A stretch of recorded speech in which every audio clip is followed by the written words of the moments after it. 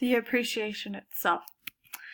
All right, so the conclusion for this presentation is that the Johnston family will just keep renting for the next 2 years. So from this presentation, we've concluded it'll be best for the family to keep renting short-term for the next 2 years while building an emergency fund. During that time, they will save up to afford the 20% down payment for the modest home, and this down payment will save them money in the long run since they won't be paying for private mortgage insurance.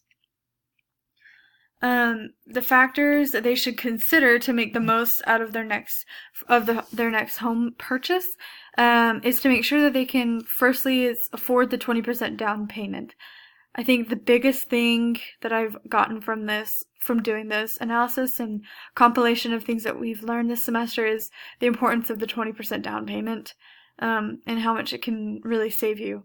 So another thing is that the home should be near Johns Hopkins, and that the family must keep when looking for the home, they have to keep in mind that they have a growing family, and they should find a home that has a flexible amount of space.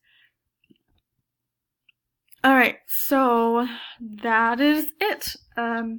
Thank you for watching my presentation.